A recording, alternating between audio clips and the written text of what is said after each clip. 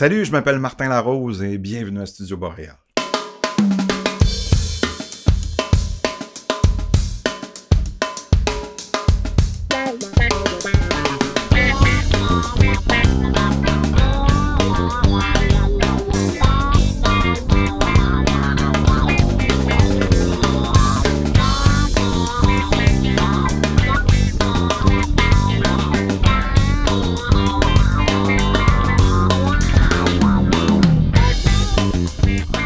Aujourd'hui, à Studio Boréal, j'ai le grand plaisir de recevoir Marc-André Tremblay. Je vais être franc avec vous, c'est quelqu'un que je voulais inviter depuis le tout début. Alors, c'est un ingénieur de son et un réalisateur vraiment hors pair dont la réputation n'est plus à faire au Saguenay-Lac-Saint-Jean et même à travers le Québec. Alors, il va nous donner une leçon de prise de son au niveau de la batterie, accompagné par sa conjointe Alice Munger et David Simard à la batterie. Et ensuite, on va jaser avec lui de sa carrière et de ce qui s'en vient pour lui. Alors, allons-y. Marc-André Tremblay, bienvenue à Studio Boréal. Martin Larose. Merci. Écoute, je vais être franc avec toi. Depuis qu'on réalise cette émission-là, j'ai toujours voulu que tu sois un de mes invités parce que tu as une réputation en béton au Saguenay-Lac-Saint-Jean comme ingénieur de son et puis sonorisateur. Dis-moi comment tout ça a commencé. OK, je vais faire ça court. On a commencé à avoir un band après le secondaire, Rider, puis on s'autoproduisait. Puis là, de fil en aiguille, je me suis comme aperçu que j'ai un certain talent là-dedans. Je me démêle dans tout ça, la réponse en fréquence, le son m'intéressait. Puis là, après ça, j'ai essayé de retourner à l'école. Dans d'autres programmes, ça fonctionnait pas. Fait que là, je me suis ramassé en sonorisation enregistrement Alma, mais quand c'était juste une année. D'accord. Après ça, tout de suite après, je me suis mis à faire des shows live un peu partout au Lac-Saint-Jean, pas au Saguenay, bizarrement. Okay. Puis après ça, j'ai rentré tout de suite à la commission scolaire. J'ai comme eu un parcours assez chanceux. Mais pendant la commission scolaire, ben, tu sais, bon, l'école, OK, c'est un petit train-train quotidien, mais moi, j'avais besoin d'aller un petit peu plus loin tout le temps. Fait que là... Après ça, j'ai travaillé pour le Bunker, qui m'a donné un énorme bagage d'expérience. Ben oui. À l'époque, est-ce que tu utilisais de l'équipement analogue avec la M-Audio? Ce que je faisais, c'est que pour utiliser les préambles d'une petite console analogue, je rentrais en insertion. OK, oui. Je prenais l'insertion de la track, puis je la renvoyais dans la track. Ça me le renvoyait aussi en même temps. C'était la manière de tricher, tu sais. Fait que je pouvais juste m'acheter une petite console 8 tracks, passer par les insertions, puis je n'avais pas à m'acheter 8 préambles. Ben non, effectivement. C'était une petite alto, tu sais. C'est drôle parce que j'ai réécouté un enregistrement de ma batterie, des tests que je faisais chez nous, chez mes parents en fait. Juste 8 tracks de batterie. Puis crème, je te dis, ça sonnait pas si pire comme ça, pareil. Non, c'est ça. Puis je pense aussi que l'équipement, comme l'instrument, un instrument de musique d'un musicien, je veux dire, t'as beau avoir un bon instrument, si tu sais pas t'en servir, il sonnera pas bien. Donc, je pense que tu avais déjà du talent à l'époque à te servir de ça. Ouais. Puis, ce que je me suis aperçu aussi, c'est que je passais plus de temps à tuner mon drum que de jouer en tant que tel. Ce qui est important aussi, ce qui est très important. D'ailleurs, t'es batteur. Quelle est ton approche à l'enregistrement de batterie ou tout autre instrument, mais spécialement la batterie? Ce que je veux entendre, c'est vraiment l'instrument premier. Je veux pas entendre ça super gaieté ou full triché à l'égalisation. Ce que je veux vraiment, c'est capter l'essence même. Après ça, on peut faire les modifs qu'on veut, mais si tu as une bonne base de gens partant, c'est plus facile. Et ce que j'entends aussi dans ce que tu me dis, c'est que ton expérience de sonorisateur live t'a beaucoup influencé dans ta captation studio. Énormément. Oui. Parce que live, t'apprends que t'as pas de temps. Non, effectivement. Faut tout le temps que tu te grouilles. Je sais pas pourquoi, en tout cas. Faut tout le temps que tu te dépêches. Fait que tu trouves des trucs pour gagner du temps. Comme tu l'as vu tantôt, j'utilise le moins de pieds possible. Après ça, j'utilise le moins de micros possible. C'est tout des petits... Pas des faux plis, je veux dire. En studio, des fois, on a tendance à extrapoler. Mais plus ça va, plus je m'en viens plus close dans mon approche. Marc-André, aujourd'hui, on capte une batterie. Alors, tu es drummer, tu es batteur. Parle-moi un peu des micros que tu utilises aujourd'hui, puis comment tu les as placés. OK. Premièrement, ce qu'il faut savoir, c'est que là, on a fait une prise de son, mais pour un album qu'on fait avec Denis Cahouette. OK. Là, on fait juste recréer ce qu'on a fait la semaine dernière D'accord. à la ville chez moi. À ton studio chez moi. Exactement. Voilà. Okay. Là, ici, c'est un peu différent, parce que là, la room est quand même assez résonnante. Mm-hmm. Là, il fallait que je cherche de quoi de plus close, parce que Denis voulait un drum vraiment percutant, d'accord. close. Oui. Fait que là, j'ai recréé pas mal ce qu'on a fait à la maison, OK. mais avec des petites variantes. Mm-hmm. Fait que, avec le snare, j'étais avec le classique, Oui. top et bottom. OK. Ensuite, dans le bass drum, j'ai mis une plaque. Oh, oui. 91. Un 91, Ben, oui. Parce oui, que oui. c'est ça. Ce qu'on veut, c'est un bass drum percutant. OK. Je suis allé chercher l'attaque. OK. Ensuite, au mix, on va aller tricher ça un petit Oui, peu. oui, quand oui, j'avais. oui. Ensuite, sur les tomes, je vais avec les clips. OK. D'Electro Voice, ça capte bien le tome. C'est assez close. Ça pogne pas trop de cymbales. Fait qu'on est cool avec Est-ce ça. que tu vas les guetter beaucoup, notamment les tomes, ou tu vas les laisser ouverts? À date, dans notre premier gène mix Oui, qu'on oui, a oui. fait avec Denis, OK. rien. Rien. OK. Rien. D'accord. J'ai juste tout mis en phase. OK. Puis, pouf, le son est arrivé comme ça. Mais David, il a un style particulier. Oui, oui, oui. Fait que je suis allé en fonction de ça. OK. T'sais, moi, je fais des chansons sur l'album à Denis. OK. Puis moi, c'est très rock, les OK. affaires qu'il m'a donné. Fait que D'accord. là, OK, là, on est plus gaieté, puis on est plus lourd, on Ouais, est plus ouais, pesant. ouais, Fait ouais. que, on a différents styles. OK. Parfait.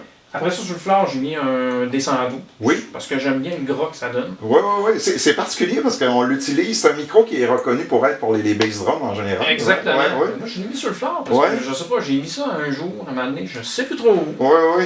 Puis ça a fait boum. J'ai fait, oh, que c'est le son de C'est Florton. ça, oui, oui.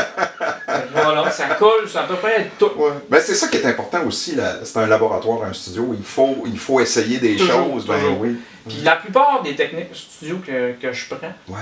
je les ai toutes faites live. Avant. Ouais, Tu sais, les essais-erreurs, ils partent toutes de là. Ouais. Puis là, ben, ce qu'on peut voir en arrière, c'est. D'habitude, on met des overheads. Ouais, ouais. Moi, je les ai mis en arrière. D'accord. J'ai eu. Je pense que je faisais l'album de Mordicus. D'accord.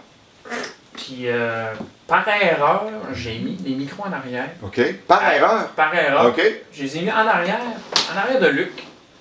Tu sais, je voulais juste mettre les pieds en Ouais, attendant. ouais, Gars, je vais mettre les pieds là, Luc, on va tuner le drum, Ouais, tout ouais, ça. ouais, Mais là, ouais, j'écoute ouais. les overheads, je fais comme, oh. Puis là, moi, en étant drummer, moi, je mixe drummer perspective. Ce que ça veut dire, Donc, c'est que moi, en arrière. c'est comme si moi, C'est je ça. jouais. Ouais, Fait que ouais. Là, j'ai trouvé Caroline. On dirait que je joue un peu. Ouais, tu sais. ouais. Fait que là, j'avais l'air d'être dans le drum. Fait que là, j'ai dit, OK, je vais garder ça.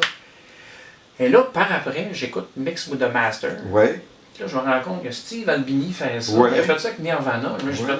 ben non, il m'a copié, lui. Non, mais sans en fait, je me suis aperçu que, OK, bon, mais Ouais, quelqu'un ouais, a déjà essayé ça. Ben c'est oui, sur ben des oui, albums. ben oui. Puis je trouve ça vraiment intéressant. Est-ce que tu, en mettant des condensateurs à petite capsule derrière, est-ce que tu perds un peu de brillance ou c'est vraiment, c'est vraiment un type de overhead normal ou un son normal? Qu'est-ce que tu vas capter plus en les mettant derrière comme ça? Ben, en les mettant derrière, je capte vraiment plus l'image que le drummer a. OK. OK. Pour ce qui est de l'EQ en tant que tel, la réponse en fréquence, tu sais, rendu là au mix, on peut faire bien des affaires. Ben oui, Tu sais, ben oui. Moi, généralement, je prends des micros très doux. Oui. Puis après ça, si je veux les tricher dans les hautes, tu sais, j'ai Tu les cues. cet avantage-là. D'accord. Moi, pour le Room, j'ai trouvé ça cette année. C'est assez particulier. Hein? Ouais, c'est ça. C'est un micro. Moi, je l'appelle mon micro d'Hitler. Oui. Parce que quand Hitler fait son speech, Oui, il oui. ça en avant. Absolument. Puis, avec les ressorts qui ouais, tiennent la c'est ça, capsule. exact. Oui.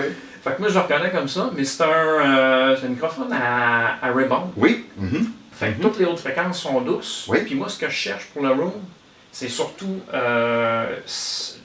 les fûts. D'accord. Puis ensuite, au mix, ben, je vais te montrer qu'est-ce que je fais avec, Ouais, puis ouais, comment ouais. je l'apprête à ma sauce. Parfait. Est-ce que quand tu fais une prise d'instruments acoustiques comme ça, notamment la batterie, lorsque tu arrives dans la salle où tu vas capter, tu vérifies-tu un sweet spot? Moi, j'ai trouvé ça intéressant lorsque tu es arrivé au studio tout à l'heure. On avait placé la batterie pour toi, puis tu l'as déplacée. Y a-tu un sweet spot? Qu'est-ce que tu entends quand tu arrives dans une salle? Ben là, comme ici, ce que je cherche, première des choses, c'est pas être parallèle au mur, Ouais. c'est d'être vraiment dans un coin croche. Parce que je D'accord. veux que les réflexions viennent à peu près de partout. Oui. Surtout pour le room. OK. Voilà. Puis, mais ça, en étant en arrière, c'est pas si pire. C'est pas si pire, OK. Mais là, peut-être que je vais me rendre compte tantôt que, OK, ce mur-là me fait un peu de trouble. D'accord. Tu sais. Ouais. Ça, c'est vraiment rendu dans la précision. Ouais, mais je pense que ça va bien aller. D'après moi, peut-être qu'on va déplacer lui. Mais on va voir. Excellent. Marc-André, c'est vraiment intéressant. Est-ce qu'on enregistre notre invité aujourd'hui? Oui. Parfait. On y va.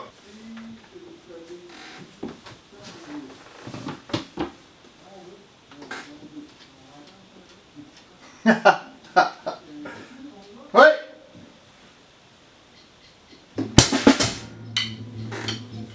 Nous autres, il y en a un qui toi, hein?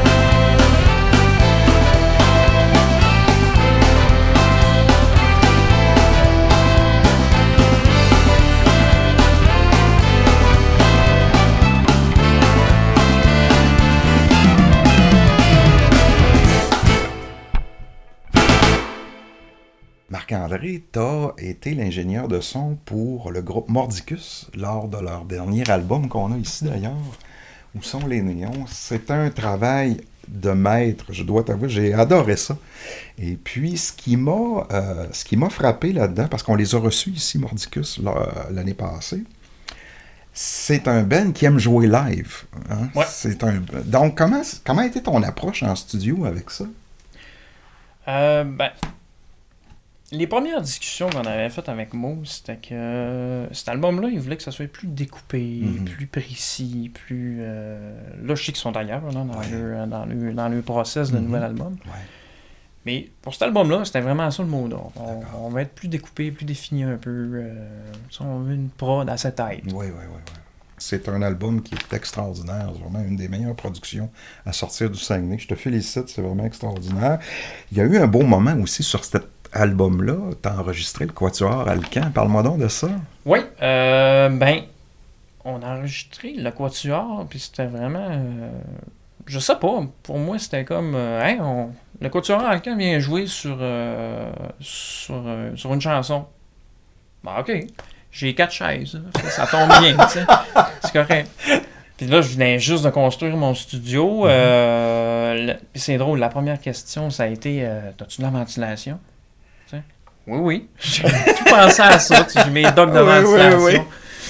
Puis ça s'est bien passé. J'ai mis 4 Neumann. Puis pouf, la magie a opéré. T'as placé tes micros comment? On les a placés vraiment... tout un en face de l'autre. C'est comme un carré, si on veut, mais tout un en face de l'autre. Okay. De sorte à ce que je sois capable d'isoler au moins chaque instrument. Oui. Puis, je crois que j'ai déplacé le micro de violoncelle, un violon, puis ça a été ça. Marc-André, tu travailles également pour la télévision. Tu fais le son pour Aller-Retour Country sur Ma TV. Parle-moi donc de ça. Ça a commencé à la 2e saison, parce que c'est mon ami Jérémy qui faisait la première saison, puis il s'occupait de tout. Puis à la post-production, il avait les yeux jusque-là. J'ai dit, Jérémy, tu devrais donner à la post-production, c'est quand même assez dur comme travail. Puis il dit, je pensais même pas à moi, je te dis, mais donne ça à quelqu'un qui va faire ça, puis qui va avoir une oreille reposée. Puis finalement, il dit, moi, tu pourrais le faire. J'ai dit, OK, mais j'ai jamais fait ça.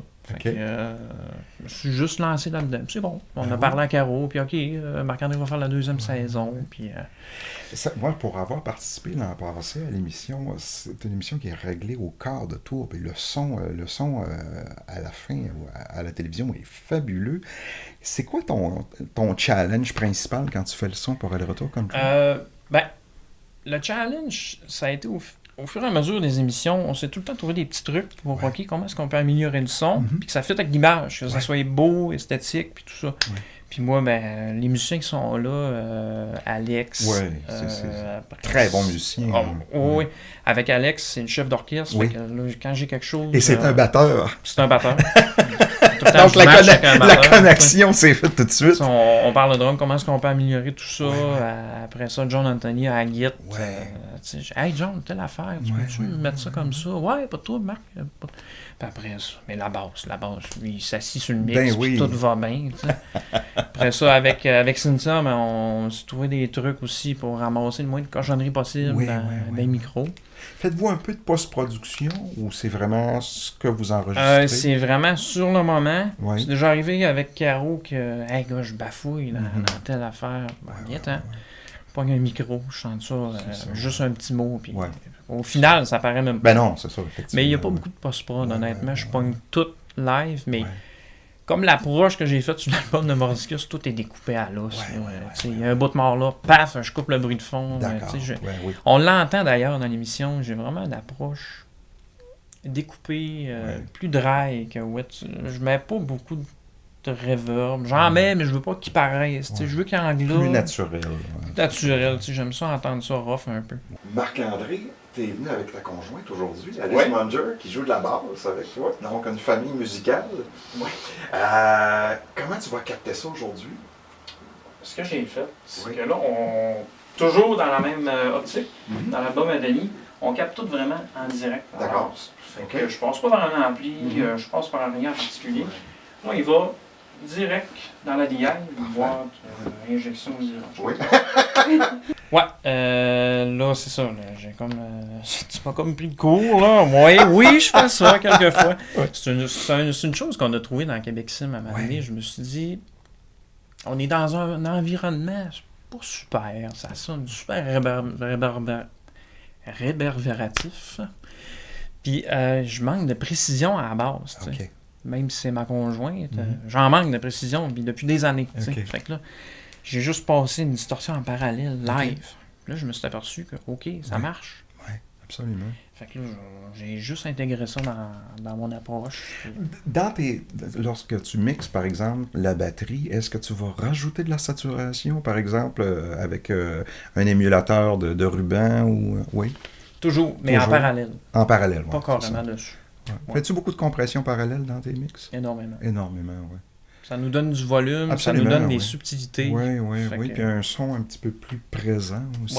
Exact. J'en ai fait live, là, avec Québec Sim, oui. Passer un son de batterie dry, puis full compressé. Je faisais pareil avec la basse, la guitare. As-tu un compresseur de préférence ou... Non, je pense qu'il est là, puis ça marche. Excellent. Je le tune comme je veux, puis tout va bien. Marc-André, quels sont tes projets futurs en termes de sonorisation? Mes projets futurs, c'est... je vais finir l'album avec Denis Cahouette. Oui. On a un super beau projet, plein de monde qui vient jouer des brasses. Ça sonne extraordinaire déjà, oui. Des belles sonorités que je suis bien content de faire. Oui. Puis là, là, on tourne l'émission. Là, après ça, on va faire mon camp de recrue. Oui. Puis là, mec, je revienne, je sais pas. Peut-être qu'on va continuer, moi puis Chérie, de faire peut-être de la musique, des covers, peut-être demander des tracks à du monde. Tu sais, je sais pas. On vous le souhaite, puis on nous le souhaite. Marc-André, ça a été un pur plaisir de te recevoir. Je me sens honoré que tu sois au studio aujourd'hui. Merci. Alors, je te souhaite une longue carrière, à Alice aussi, et je vous souhaite de faire de la musique encore très, très longtemps, puis de faire du son très, très longtemps. Quelle est la deuxième pièce qu'on va faire aujourd'hui? La deuxième pièce, ça s'appelle Irak. C'est vraiment un beat plus reggae. C'est quand même assez tordu aussi dans le son. Puis David nous fait un drum vraiment merveilleux là-dessus, puis la track de basse, c'était 40. Parfait. On y va? Oui. Merci. Au revoir. Au revoir.